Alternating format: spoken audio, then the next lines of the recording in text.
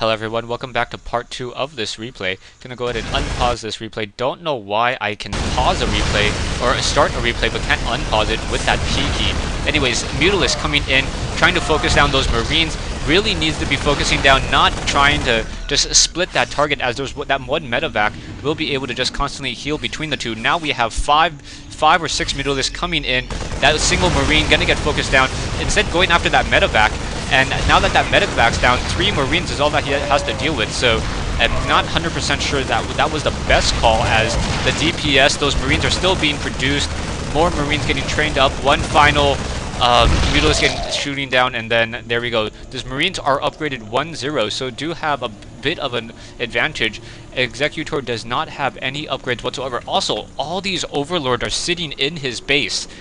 Overlords, you need to get the Overlord speed movement upgrades. Look how slow that they move. And on top of that, you want to be able to scout out. There is never a reason why Zerg should ever be playing in the dark. The Overlords are your eyes in the sky. So yeah, a little curious on what's happening there. Going for a Mutaling combination, still only sitting at 22 Harvesters. Now, the real difference between a silver player and a gold player is how many Harvesters they have, and because that really just shows how much of an economy. In one base alone, you should have approximately 30 to 35 Harvesters. And that is a very, very rough estimation, but that's how many Harvesters a player should have there. Reapers, once again, on the move, will be able to come in and perhaps take down that Queen. Those Reapers are upgraded 1-0, so are able to deal with more damage, not microing these Reapers. So Chrian could have kited that Reaper kited that Queen very easily, but no. Instead, that Reaper is going to go ahead and jump up to his death as a Queen able to a Mutalisk able to finish off that final attack. Army-wise, we have Chrian sitting at 1100 versus Executors 875. So yeah, going back into the game, there is no reason why Chrian should not constantly be producing SCVs from both of these locations. He should probably be somewhere in the realm of 40 SCVs. Executor, same thing. He should be training another Queen here. Yeah, finally training the Queen that he lost there needlessly. He should be trying to get this mineral patch saturated as well.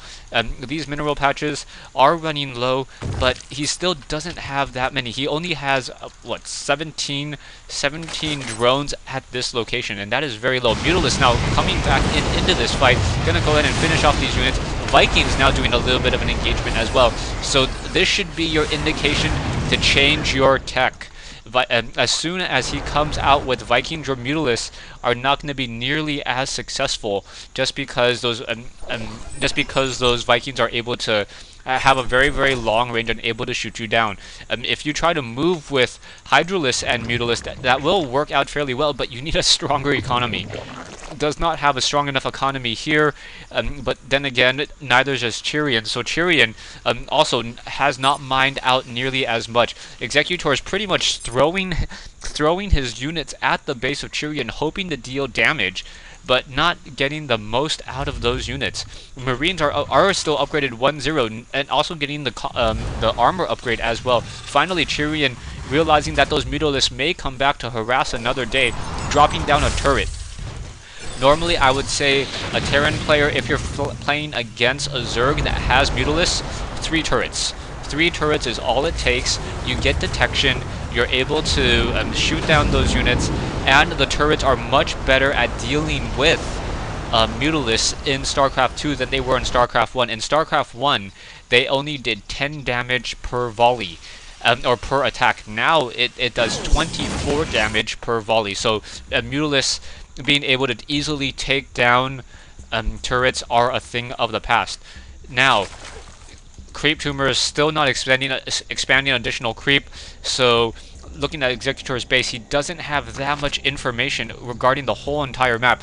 By this time, I would expect creep tumors here and here, so that those Hydralisks are able to move very, very quickly, get deployed very quickly. Hydralisks do not have any weapons upgrade, and still sitting on 24 Harvesters. I know I'm watching a replay, but as I keep on giving this advice, I keep on thinking to myself, why aren't you listening to me? Why aren't you building more Harvesters? Chrian now with an army of a half a dozen Vikings and 4 medevacs will be able to deal significant damage into the base of Executor as soon as he goes in with this drop. And this drop, no scanner sweep initially to detect anything, and very surprised by this. Out come some of these Hydralisks, Marines and Zerglings once again in an engagement.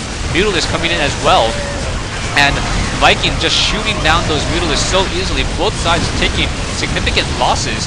Chrian losing about 4,000 minerals, and while Executor is losing 61-25. Vikings now jumping in onto that ground side in order to finish off a lot of these Vikings, trying to make sure to just get every ounce of kill out of this. Chrian now, what I would normally suggest for a Terran player is call down a mule and repair some of these Vikings. If you're able to repair these units, this harassment will last that much longer. Taking out the Hydralisk then, that is absolutely critical. But losing some units to Broodlings, that is probably a very, very bad, a horrible shame. Hydralisk now coming out, going to be able to finish off the rest of these Vikings. And we have 78-25 losses for Executor. Chrian losing 63-25.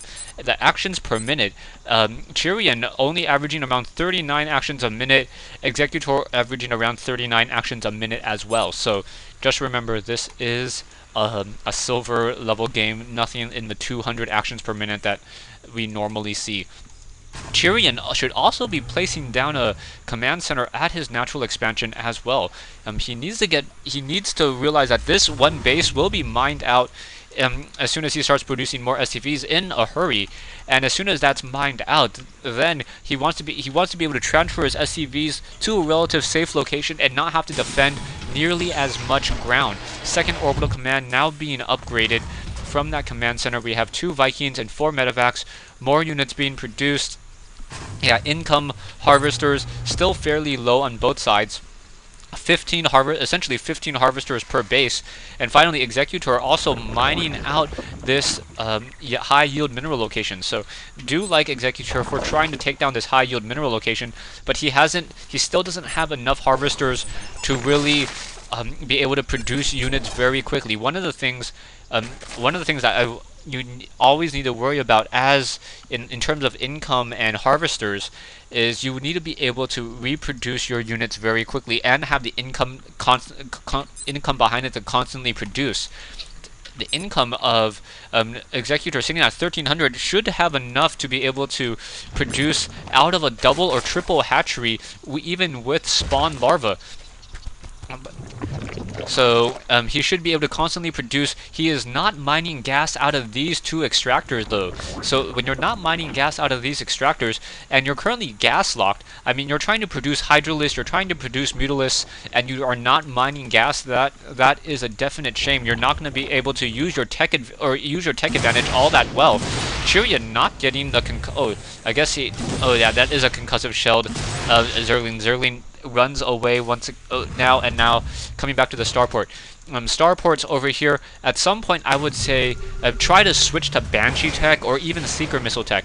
Chrian sitting on 1400 gas. That is a lot of gas to be sitting on, and now with an armory down, he should probably either be producing Thors or additionally researching the rest of these attacks over here. So don't quite know why he's not researching the additional weapons upgrades.